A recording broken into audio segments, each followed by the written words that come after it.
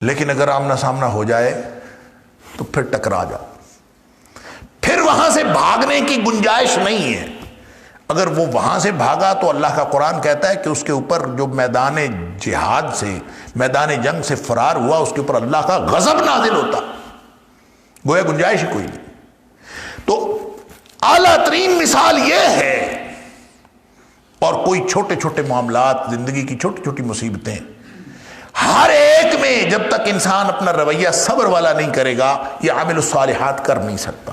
نبی کریم صلی اللہ علیہ وسلم نے فرمایا کہ وہ جو رباط ہے نا، رباط و یومن، ایک دن پہرا دینا، ملک کی، اسلامی ریاست کی جغرافیائی اور نظریاتی سرحدوں کا تحفظ کرتے ہوئے ایک دن کا پہرا دینا، اللہ اکبر، اس کے لیے بڑی فضیلت ہے۔ کہیں فرمایا کہ اتنے دنوں کی عبادت سے بہتر ہے، اور کہیں فرمایا کہ جو آنکھ رباط میں، پہرا دینے میں، انسانوں کی، اپنی اسلامی ریاست کی، اہل ایمان کی حفاظت کرنے کے لیے سرحد پہ جاگتی ہے، فرمایا اس پر اللہ تعالیٰ جہنم کی آگ کو حرام کر دیتا۔ اتنا بڑا اجر، رباط، کتنا مشکل کام۔ اور اسی طرح نبی کریم صلی اللہ علیہ وسلم نے فرمایا کہ مشکل حالات میں دیکھیں، ایک طرف کیا ہے کہ اپنی جان ہتھیلی پہ رکھ کر دشمن کے سامنے کھڑا ہونا ہے، اس کو رباط کہا ہے۔ رباط کا مطلب ہوتا ہے، یہ ربط سے ہے، جڑے رہنا، پہرا دینا، ڈٹے رہنا۔ اور نبی کریم صلی اللہ علیہ وسلم نے مشکل حالات میں، نامساعد حالات میں اور موسم کی شدت میں وضو کر کے مسجد کو جانے کو بھی رباط فرمایا ہے۔ یعنی یہ بھی دل کو مشکل لگتا ہے، وہ بھی دل کو مشکل لگتا ہے، یہاں بھی دل کی خواہش پر اوور کم کرنا پڑتا ہے، وہاں بھی دل کی خواہش پر اوور کم کرنا پڑتا ہے۔ اس کی اگرچہ گریوٹی مختلف ہے، میگنیچیوڈ مختلف ہے، سطح مختلف ہے، لیکن ہے تو یہ بھی صبر اور وہ بھی صبر، لہذا یہ بھی رباط ہے، وہ بھی رباط ہے۔ تو یہ اگر کوئی شخص، یعنی کتنا مشکل ہے آج کل سردی کے حالات میں، شدید سردی میں صبح صبح اٹھ کے اگر گرم پانی بھی میسر نہ ہو اور ٹھنڈے پانی سے آپ کو وضو کرنا پڑے، گرم گرم بستر چھوڑ کر نکلنا پڑے فجر کے وقت، اللہ اکبر، اس کو رباط فرمایا، اللہ اکبر۔ تو یہ سارا گویا انسان کی پوری زندگی کا جو ڈسپلن ہے، اللہ کی رضامندی کے کاموں کو کرنے کا، منع کردہ کاموں سے رکنے کا، اور مصیبتوں پر اپنے اس فطری رد عمل کو روکنے کا، یہ جو پورا ڈسپلن ہے، اس ڈسپلن کا نام صبر ہے۔ الا الذین صبروا، یہ جب تک انسان یہ ڈٹنے کی اس صلاحیت کو جو اللہ نے ہر انسان کے اندر رکھی ہے اس کو استعمال نہ کرے، عمل صالح ہو ہی نہیں سکتا۔ عمل صالح کس چیز کا نام ہے؟ عمل صالح اسی چیز کا نام ہے کہ انسان اللہ کی رضامندی کے کام کرے، نبی پاک صلی اللہ علیہ وسلم کے طریقے کے مطابق، اور جن کاموں سے منع کیا ان سے بچ جائے، یہی عمل صالح ہے۔ لہذا عمل صالح ممکن نہیں ہے اس ڈسپلن میں آئے بغیر، لہذا فرمایا کہ الا الذین صبروا وعملوا الصالحات، جو لوگ اس اتار چڑھاؤ کی فطرت میں بھی اور زندگی کے ہر طرح کے اتار چڑھاؤ میں اپنے آپ کو اس ڈسپلن کا پابند رکھتے ہیں، اولئک لہم مغفرۃ واجر کبیر، یہی تو کام ہے کرنے کا۔ اولئک لہم مغفرہ، یہی وہ لوگ ہیں جن کے لیے اللہ تعالیٰ کی مغفرت ہے، بخشش ہے، سبحان اللہ، واجر کبیر، اور بہت بڑا اجر ہے اللہ نے رکھا، اللہ اکبر۔ وہ حدیث بھی یاد کر لیجئے ایک دفعہ، پھر ذہنوں میں تازہ کر لیجئے، جو میں اکثر آپ کو عرض کیا کرتا ہوں کہ نبی کریم صلی اللہ علیہ وسلم نے صحابہ کرام سے عرض کیا، فرمایا تھا کہ میرے صحابیوں، تمہارے بعد ایک صبر کا دور آنے والا ہے، ڈٹنے کا دور آنے والا ہے، ان من ورائکم ایام الصبر، تمہارے بعد صبر کے دن آنے والے ہیں۔ اور ظاہر ہے صبر کے دن سے مراد کیا ہے کہ صبر کسی چڑیا کا نام نہیں ہے، کسی موسم کا نام نہیں ہے کہ صبر کا موسم ہوگا۔ ایام الصبر کا مطلب یہ ہے کہ دین پر ڈٹنا مشکل ہوگا، اور اس دور میں ڈٹنے کے بغیر، ڈٹے بغیر عمل کیا ہی نہیں جا سکے گا۔ فرمایا کہ ان من ورائکم ایام صبر، تمہارے بعد ایک دور آنے والا ہے، دن آنے والے ہیں جو صبر کے دن ہیں، ڈٹنے کے دن ہیں. والصبر فیہن کقبض علی الجمر، اس دور میں صبر کرنا یعنی ڈٹنا، ان تینوں قسموں کو ذہن میں رکھ لیجئے. صبر کی وہ تین قسمیں جو علماء نے کی ہیں: الصبر علی الطاعات، والصبر علی المعصیات، والصبر علی المصیبات. مشکل بہت ہوگا. والصبر فیہن، اللہ کی اطاعت کا کام کرنا ہو تو مشکل، نافرمانی کے کام سے بچنا ہو تو مشکل، اور اگر مصیبتوں کے اوپر ثابت قدم رہنا ہو تو مشکل. فرمایا والصبر فیہن، اس دور میں بچنا، ڈٹنا، دین پر عمل کرنا اتنا مشکل ہوگا کہ قبض علی الجمر، جیسے آگ کا انگارہ ہاتھ میں پکڑنا مشکل ہے، اس طرح سے اس دور میں دین پر ڈٹنا مشکل ہے. ڈٹنا مشکل ہے تو پھر عمل کرنا بھی مشکل ہے. ظاہر ہے اس ڈسپلن کا کوئی پابند ہوگا تو عمل کر سکے گا، اور جو جتنی زیادہ مصیبت کا دور آئے گا اتنا زیادہ صبر کے اظہار کا موقع ہوگا. اس لیے فرمایا کہ اس دور میں صبر، اور جہاں نیکی کرنا مشکل ہو اسی دور میں تو نیکی کرنے کا اصل اجر ملتا ہے. ڈٹے گا تو اجر حاصل کرے گا. فرمایا والصبر فیہن کقبض علی الجمر، اس دور میں ڈٹنا اتنا مشکل ہوگا جیسے آگ کا انگارہ ہاتھ میں پکڑنا. اور پھر آپ نے فرمایا کہ وَلِلْعَامِلِ فِيهِنَّ أَجْرُ 50. اللہ اکبر. جس دور میں عمل کرنے کا موقع کم کم ملے اور صبر کا موقع زیادہ ہو، ڈٹے بغیر عمل نہ کیا جا سکے، وہی تو اجر کا موقع ہوتا ہے. اللہ اکبر. وہ جیسے کہتے ہیں کہ جس دور میں جینا مشکل ہو اس دور میں جینا لازم ہے. جب یہ عمل مشکل ہو جائے، کقبض علی الجمر ہو جائے، فرمایا وَلِلْعَامِلِ فِيهِنَّ، اس دور میں جو لوگ عمل کریں گے نا، اجر 50، ان کو 50 لوگوں جتنا اجر ملے گا. اور وہ 50 لوگ کون سے؟ صحابی پوچھتا ہے 50 منا اور 50 منہم. اللہ کے رسول صلی اللہ علیہ وسلم جن 50 لوگوں جتنا اجر ملے گا وہ کس دور کے 50 لوگ ہیں؟ ہم صحابہ میں سے 50 یا اس ڈٹنے والے دور کے 50 لوگ؟ کون سے 50 لوگوں کا اجر ملے گا؟ نبی کریم صلی اللہ علیہ وسلم فرمایا 50 منکم، اے میرے صحابہ تم 50 صحابہ جتنا اجر ملے گا جو اس دور میں اللہ کے دین پر ڈٹے گا. الا الذین صبروا وعملوا الصالحات. یہی ڈسپلن ہے. اپنے آپ کو اگر انفرادی اور اجتماعی طور پر اللہ کی مغفرت کا اور اللہ کے اجر کا مستحق بنانا ہے تو اس کے علاوہ اور تو کوئی راستہ ہی نہیں. یہی ڈسپلن ہے. الا الذین صبروا وعملوا الصالحات اولئک لهم مغفرۃ واجر کبیر. اپنے فطرت کے خلاف ڈٹنا، فطری رد عمل کو روکنا، یہی تو صبر ہے. اور فطری رد عمل کیا ہے؟ وہ اوپر پچھلی 2 آیتوں میں اللہ تعالیٰ نے وہ فطری رد عمل بتا دیا، اور یہاں فرمایا الا الذین صبروا، جو اس پر ڈٹتے ہیں، اس کو روکتے ہیں، وعملوا الصالحات، اللہ کی مرضی سے نبی پاک صلی اللہ علیہ وسلم کے طریقے سے عمل کرتے ہیں، اولئک لهم مغفرہ، انہی کے لیے بخشش ہے، ان کے گناہوں کو بخش دیا جائے گا، واجر کبیر، اور بہت بڑا اجر بھی ہے. فَلَعَلَّكَ تَارِكٌ بَعْدَ مَا يُوحَىٰ إِلَيْكَ وَضَائِقٌ بِهِ صَدْرُكَ أَن يَقُولُوا لَوْلَا أُنزِلَ عَلَيْهِ كَنزٌ أَوْ جَاءَ مَعَهُ مَلَكٌ.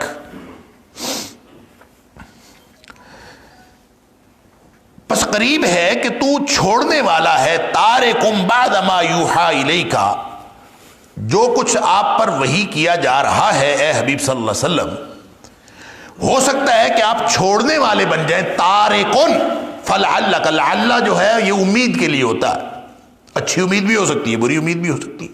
فَلَعَلَّكَ، پس ہو سکتا ہے، تارکن کہ آپ، فَلَعَلَّكَ ہو سکتا ہے کہ آپ، تارکم بعد ما یوحی الیک، آپ چھوڑنے والے بن جائیں یا چھوڑنے والے ہوں، بعد ما یوحی الیک، جو کچھ آپ پر وحی کیا گیا ہے اس میں سے کچھ حصہ. وضائق بہ صدرک، اور اس کے بارے میں آپ کا سینہ بھی تنگ ہو رہا ہو.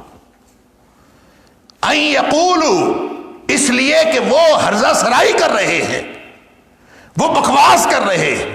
ان یقولوا، وہ یہ کہہ رہے ہیں، لولا انزل علیہ کنز، اس پر کوئی خزانہ کیوں نہیں نازل ہوا؟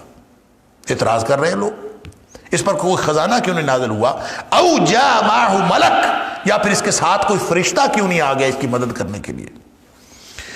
انما انت نذیر، سوائے اس کے نہیں، آپ تو بس ڈرانے والے ہیں، آپ تو بس تنبیہ کرنے والے ہیں اے حبیب صلی اللہ علیہ وسلم۔ واللہ علی کل شیء وکیل، اور ہر بات کا کارساز وہ تو صرف اللہ ہے۔ اللہ اکبر۔ اب یہ نبی پاک صلی اللہ علیہ وسلم کو خطاب بظاہر فرمایا جا رہا ہے کہ آپ کہیں یہ چھوڑنے والے نہ بن جائیں، اور آپ کوئی سینہ تنگ کرنے والے نہ بن جائیں، اور یعنی یہ قریب ہے کہ آپ چھوڑنے والے بن جائیں، کیا وحی کا کچھ حصہ۔ اب اندازہ کریں کہ نبی کریم صلی اللہ علیہ وسلم پر وحی نازل ہو رہی ہو اور نبی پاک صلی اللہ علیہ وسلم وحی کا کچھ حصہ چھوڑ دیں گے؟ ناممکن بات ہے۔ نبی کریم صلی اللہ علیہ وسلم کی جن کو اللہ تعالیٰ فرماتا ہے یا ایھا الرسول بلغ ما انزل الیک من ربک، جو کچھ نازل ہوا ہے وہ سب پہنچا دیجئے، اور اگر آپ نے یہ نہ کیا وَإِن لَمْ تَفْعَلْ فَمَا بَلَّغْتَ رِسَالَتَهُ، تو آپ نے تو اس کا مطلب ہے رسالت کا حق ہی ادا نہیں کیا، آپ نے پیغام پہنچایا ہی نہیں اگر آپ اس میں سے کچھ روک لیں گے تو۔ اور نبی کریم صلی اللہ علیہ وسلم نے 23 سال پہنچانے کے بعد پوچھا تھا نا، ہل بلغتکم، کیا میں نے پہنچا دیا ہے؟ تو سب نے کہا تھا بیک زبان کہ قد بلغت وادیت ونصحت، پہنچا دیا ہے، حق ادا کر دیا ہے، خیر خواہی کی بھی انتہا کر دی۔ اللہ اکبر۔ جو امانت ملی تھی ادیت الامانہ، آپ نے پہنچا دی۔ پھر اللہ نے بھی سرٹیفکیٹ دیا، الیوم اکملت لکم دینکم واتممت علیکم نعمتی ورضیت لکم الاسلام دینا، دین مکمل ہو گیا۔ نبی پاک صلی اللہ علیہ وسلم نے مکمل پہنچایا۔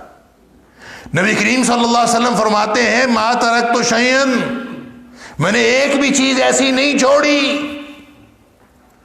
جو تمہیں اللہ یقربکم الی اللہ ویبعدکم من النار، جو تمہیں اللہ کے قریب کر سکتی تھی اور جہنم سے دور کر سکتی تھی، الا امرتکم بہ، مگر میں نے اس کا تمہیں حکم دے دیا۔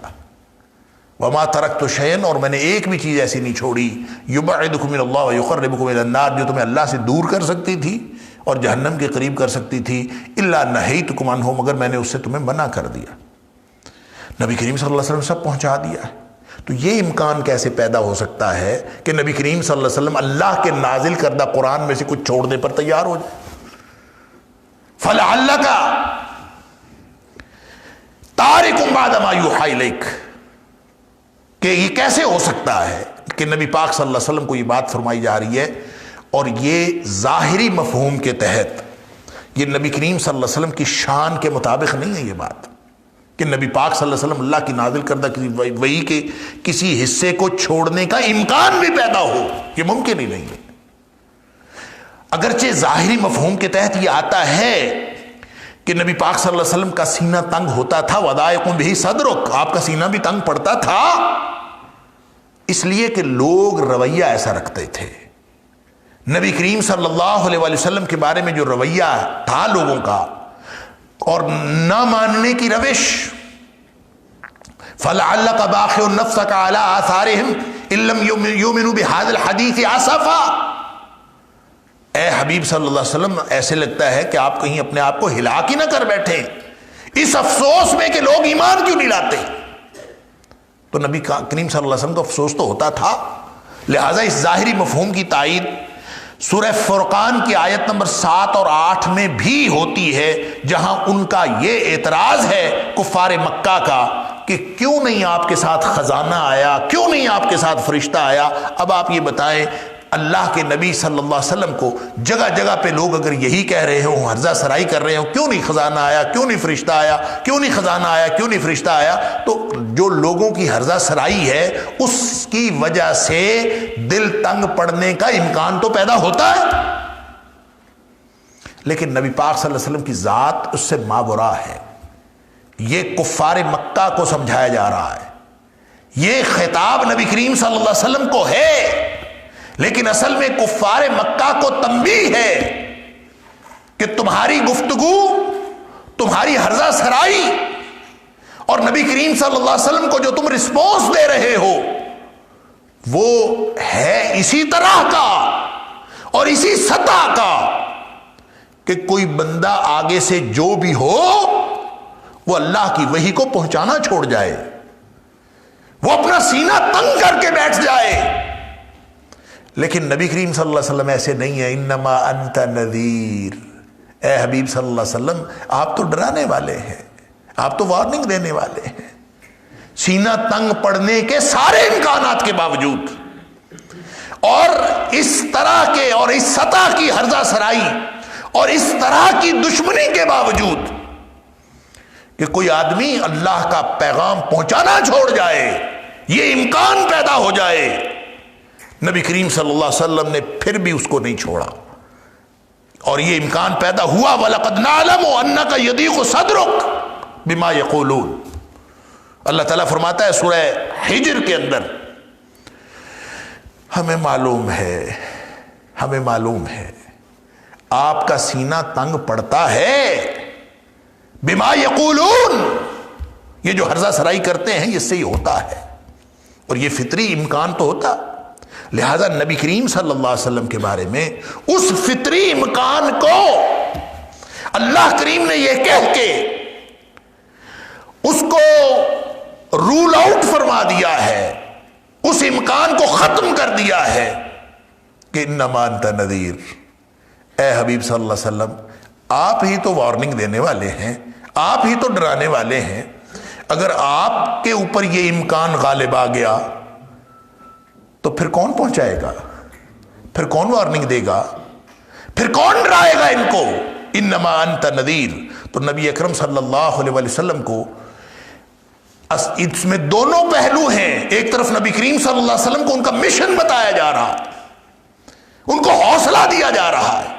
دوسری طرف کفار مکہ کو ان کے طرز عمل کی جو شدت ہے اور اس کی جو شناعت ہے اس سے آگاہ کیا جا رہا ہے کہ بدبختو جو کچھ تم کہہ رہے ہو وہ تو اس سطح کا اور اس پائے کا ہے.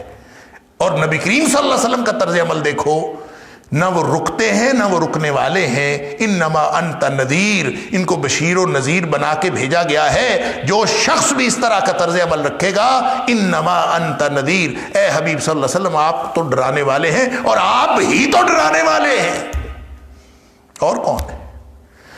واللہ علی کل شیء وکیل. آپ کا سہارا اللہ ہے، آپ کا کارساز اللہ ہے. ام یقولون افترا، ایک اور ہرزہ سرائی وہ کرتے ہیں کہ یہ ہرزہ سرائی تو کرتے ہی تھے کہ خزانہ کیوں نہیں نازل ہوا آپ کے ساتھ اور فرشتہ کیوں نہیں آیا آپ کے ساتھ. ام یقولون افترا، یا پھر وہ یہ کہتے ہیں کہ یہ قرآن اس نے خود گھڑ لیا ہے.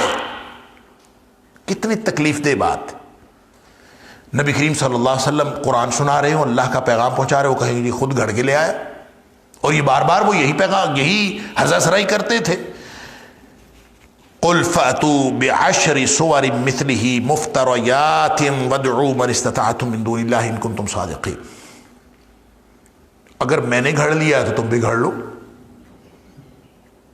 یعنی اعتراض کرنے والے جو اپنے آپ کو عرب کہتے ہیں، فصیح اللسان کہتے ہیں اور پوری دنیا کو عجم کہتے ہیں، گنگا کہتے ہیں کہ ہمارے مقابلے میں اس کی کوئی حیثیت نہیں، ہم صاحب زبان ہیں، تو ایسا کرو کہ تم اس جیسی 10 صورتیں لے آؤ بنا کے. قل، اے حبیب صلی اللہ علیہ وسلم آپ ان کو فرما دیجئے، فاتو، پس لے آؤ، بعشر سوار مثلہ، اس جیسی 10 صورتیں بنا کے لے آؤ. یہ 114 ہے نا، تم 10 ہی لے آؤ. مفتریات، جو خود گھڑی ہوئی ہوں. تو اگر نبی کریم صلی اللہ علیہ وسلم نے نعوذ باللہ من ذالک خود گھڑا ہے تو پھر تم بھی گھڑ کے لے آؤ. کتنے بڑے بڑے فصحاء بلغاء موجود تھے اور کسی کو ہمت نہیں ہوئی. اللہ اکبر. کہتے ہیں کہ جب فصاحت و بلاغت کے اعتبار سے قرآن نے یوں مات دی ان کو، جو اپنے آپ کو فصیح اور بلیغ کہتے تھے، جب قرآن نازل ہوا اور انہی حروف میں نازل ہوا اسی عربی زبان میں نازل ہوا جو وہ بولتے تھے، جس زبان میں اپنے آپ کو وہ فصیح اللسان کہتے تھے۔ جب قرآن نازل ہوا تو وہ ان کی آنکھیں پھٹی کی پھٹی رہ گئیں، ان کی فصاحت و بلاغت کے سارے اسالیب قرآن کے مقابلے میں کوئی حیثیت ہی نہیں رکھتے۔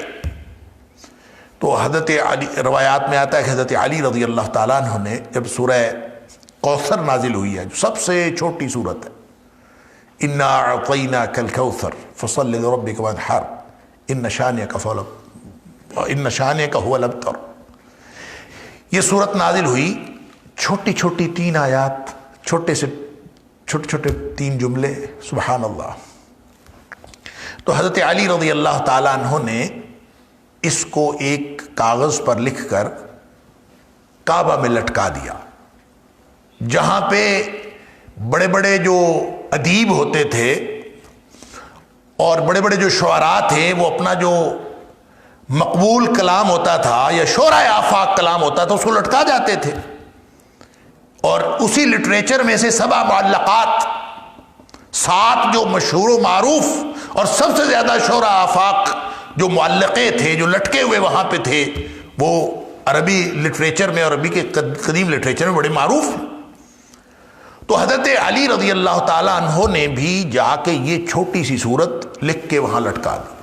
اللہ اکبر! تو کہتے ہیں کہ کوئی لوگ آ کے دیکھتے ہوں گے وہاں پہ، یہ ظاہر ٹرینڈ ہے کہ یہاں پہ ایگزیبٹ کیا ہوا ہے، نمائش لگائی ہوئی ہے، تو جو بڑے بڑے ادب پارے اور شاہ پارے تھے وہ لوگ وہاں لٹکاتے تھے، تو جو ادبا فصحا بلغا آتے تھے وہ آ کے دیکھتے بھی تھے اس کو، لہذا لوگ دیکھتے رہے، کسی کو کچھ نہیں بنی کہ یہ چھوٹی سی صورت ہے، اس کا کیا کریں، اس کا کیا مقابلہ کریں، اس کے اوپر کیا اپنا حاشیہ چڑھائیں، کچھ نہیں بنی، بن ہی نہیں پڑی۔ تو کہتے ہیں کہ کوئی آدمی اس کے اوپر لکھ گیا، ما ھذا کلام البشر، یہ کسی بشر کا کلام ہو ہی نہیں سکتا۔ یعنی یہ چھوٹی سی صورت اپنی نوعیت کے اندر پورے عرب کے لیے چیلنج تھا، تو پورا قرآن کیسے بنا سکتے ہیں؟ اس لیے اللہ تعالیٰ نے یہ مختلف قسم کا چیلنج ان کو دیا ہے۔ ایک چیلنج تو یہ بمثل ھذا القرآن، قرآن جیسی ایک کتاب تم بھی لے آؤ، اس جیسا قرآن تم بھی بنا کے لے آؤ، اور یہ مطلقاً بات تھی، اس جیسی کوئی چیز لے آؤ، اس میں تحدید نہیں کی گئی پورا قرآن بنا کے لاؤ، یا اس جیسی پوری کتاب لاؤ، یا اس جیسی کوئی چیز لے آؤ، بمثل ھذا القرآن، اس جیسی کوئی چیز لے آؤ، یہ بھی چیلنج کیا قرآن۔ پھر ایک یہ بھی چیلنج کیا کہ 10 صورتیں لے آؤ، جو یہاں پہ سورہ ہود کی آیت نمبر 13 کے اندر فرمایا، اور اسی طرح پھر ایک چیلنج جو بڑا معروف چیلنج ہے، جو سورہ بقرہ کے اندر بھی ہے اور سورہ یونس کی آیت نمبر 38 کے اندر بھی ہے، کہ اللہ تعالیٰ نے فرمایا کہ ایک صورت ہی بنا کے لے آؤ، گویا سورہ کوثر جیسی بنا کے لے آؤ، اتنی مختصری بنا کے لے آؤ، اللہ اکبر۔ اور سورہ طور کے اندر فرمایا فلیأت الحدیث، کوئی بات ہی قرآن جیسی بنا کے لے آؤ، حدیث کا مطلب بات، ایسی آیات نہیں بنتی، نہ بنے، کوئی بات ہی ایسی لے آؤ۔ یعنی کیسا چیلنج ہے!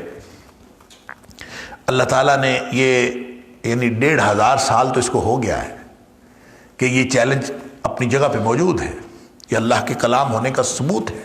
فرمایا کہ اگر تمہارا خیال ہے کہ نبی کریم صلی اللہ علیہ وسلم خود گھڑا ہے، تم بھی خود گھڑ کے لے آؤ، اس میں کون سی بات ہے؟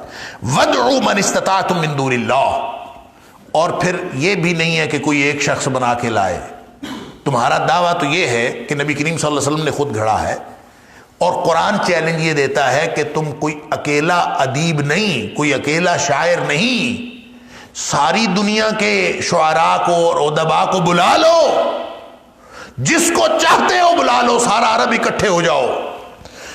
وَادْعُوا مَنِ اسْتَطَعْتُم مِّن دُونِ اللَّهِ، اللہ کے علاوہ جس کو مددگار بنانا چاہتے ہو، جس کو پکارنا چاہتے ہو، سب کو لے آؤ، ان کنتم صادقین، اگر تم سچے ہو تو پھر بنا کے دکھاؤ۔ فَإِن لَّمْ يَسْتَجِيبُوا لَكُمْ، اے حبیب صلی اللہ علیہ وسلم، اگر یہ آپ کو کوئی بھی جواب نہ دے سکے، اور ظاہر نہیں دے سکے، یہ امر واقعہ ہے کہ نہیں دے سکے، آج تک نہیں دے سکے۔ فَإِن لَّمْ يَسْتَجِيبُوا لَكُمْ، اگر یہ آپ کو کوئی جواب نہ دے سکیں فَإِن لَمْ يَسْتَجِيبُوا لَكُمْ اللہ اکبر فَاعْلَمُوا أَنَّمَا أُنزِلَ بِعِلْمِ اللَّهِ، پھر جان لو کہ یہ قرآن تو نازل ہوا ہے اللہ کے علم کے مطابق، بعلم اللہ، اس کا تعلق کسی بشری کسی مخلوق کے علم کے ساتھ نہیں ہے، اس کا تعلق علم الہی کے ساتھ ہے۔ یہ ہے وہ وجہ، یہ ہے وہ معجزہ۔ یہ بشر کا کلام ہو تو پھر کوئی اس جیسا بنا کے لائے نا۔ تو جس کا یہ کلام ہے اس کی ذات جیسی کوئی ذات نہیں، تو اس کے کلام جیسے کسی کا کلام کیسے ہو سکتا ہے؟ انزل بعلم اللہ، یہ تو نازل ہوا ہے، یہ نازل کیا گیا ہے بعلم اللہ، اللہ کے علم پر، اللہ کے علم کے ساتھ۔ گویا قرآن کے اندر بیان کی گئی ایک ایک حقیقت وہ نبی کریم صلی اللہ علیہ وسلم کا تخیل نہیں ہے، وہ اللہ کا کلام ہے، اللہ کی بیان کردہ حقیقت، اللہ کے علم سے آئی ہے۔ انزل بعلم اللہ، یہ اللہ تعالیٰ کے علم سے آئی ہے، اور اللہ تعالیٰ کے علم کا مقابلہ وہی کرے گا نا جو اس جیسے علم کی نوعیت کا کوئی ایک ذرہ بھی رکھتا ہو۔ اور جیسے اللہ کی ذات جیسی کوئی ذات نہیں، ایسے ہی اللہ کی صفات جیسی کسی کی صفات نہیں، تو اللہ کے علم جیسا کسی کا علم نہیں۔ لیس کمثلہ شیء، اس جیسی تو کوئی چیز ہے ہی نہیں۔ لہذا جب آپ علم کی بات کرتے ہیں تو علم انسانوں کا بھی ہے، علم اللہ کا بھی ہے۔ علم اللہ اور علم المخلوق کا یہی تو فرق ہے، صرف درجے کا فرق نہیں ہے۔ جیسے انسانوں کا انسانوں سے فرق ہوتا ہے علم کا، وہ درجے کا فرق ہوتا ہے۔ ایک تھوڑا پڑھا ہوا ایک زیادہ پڑھا، ایک تھوڑا جاننے والا ایک زیادہ جاننے والا، ایک کا علم محدود، دوسرے کا علم زیادہ، بڑے پیمانے پر، بڑا وسیع۔ لیکن وسعت جتنی مرضی ہو، اگر ان کی نسبت 100 کی، ایک کا علم 100% ہو اور دوسرے کا علم 0.00000، چاہے آپ 1,00,000 دفعہ زیرو لگا لو اور اس کے بعد 1 لگا لو، تو اگر اس کا بھی فرق رکھیں تو یہ درجے کا فرق ہے۔ اللہ کے علم کا فرق اور مخلوق کے علم کا فرق صرف درجے کا نہیں ہے، یہ نوعیت ہی کا فرق ہے۔ آپ لاکھوں زیرو لگا لیں، پوائنٹ لگا کے، اشاریہ لگا کے، اس کے بعد لاکھوں زیرو لگا لیں، کروڑوں زیرو لگا لیں، اور اس کے بعد 1 لگائیں، اور دوسری طرف اللہ کا علم 100% کر لیں، یہ نسبت بھی نہیں ہے مخلوق کے علم کو اللہ کے علم کے ساتھ، یہ نسبت بھی نہیں ہے۔ حضرت موسیٰ علیہ السلام کی ملاقات جب حضرت خضر علیہ السلام سے ہوئی، جس کا ذکر اللہ تعالیٰ نے سورہ کہف میں کیا ہے، حضرت خضر کا نام تو نہیں لیا، تو مفسرین نے بیان کیا ہے، اور حدیث کے اندر آتا ہے، بخاری شریف کے اندر آتا ہے۔ تو اس میں جب ان کا سارا واقعہ جو قرآن حکیم میں جس کا اختصار کے ساتھ اور اجمال کے ساتھ بیان ہے کہ وہ علم سیکھنے گئے تھے حضرت موسیٰ علیہ السلام، اور عبد من عبادنا، اللہ نے فرمایا تھا میرے بندوں میں سے ایک بندہ ہے، آتیناہ رحمہ، ہم نے اس کو رحمت عطا کی ہے، اپنی طرف سے نعمت عطا کی ہے، تم جا کے اس سے علم سیکھو۔ وجہ اس کی یہ ہوئی تھی کہ حضرت موسیٰ علیہ السلام سے کسی نے پوچھ لیا، یہ بھی بخاری شریف کے اندر موجود ہے، حضرت موسیٰ علیہ السلام سے کسی نے پوچھ لیا تھا کہ اس روئے زمین پر آپ سے بڑا کوئی عالم ہے، روئے زمین پر آپ سے بڑا کوئی عالم ہے؟ تو حضرت موسیٰ علیہ السلام نے سوچا میں اللہ کا نبی ہوں اور شرعی علوم کا سب سے بڑا عالم اللہ کا نبی ہوتا ہے، لہذا موسیٰ علیہ السلام نے فرما دیا نہیں، میرے سے بڑا کوئی نہیں، یعنی روئے زمین پر مجھ سے بڑا عالم کوئی نہیں۔ حضرت موسیٰ علیہ السلام کی زبان سے یہ نکلا، اللہ نے خضر سے ملاقات کروائی یہ دکھانے کے لیے کہ تیرا علم کیا ہے، تیرے علم کی حقیقت کیا ہے۔ وہاں جا کے حیرانی ہو گئے، وہ 3 واقعات ہوئے جو قرآن میں بیان ہوئے ہیں۔ تو بہرحال اللہ تعالیٰ نے دکھایا کہ تیرے علم کی نوعیت اور ہے، اور جو خضر کو علم دیا ہے اس کی نوعیت اور ہے۔ یہ تشریعی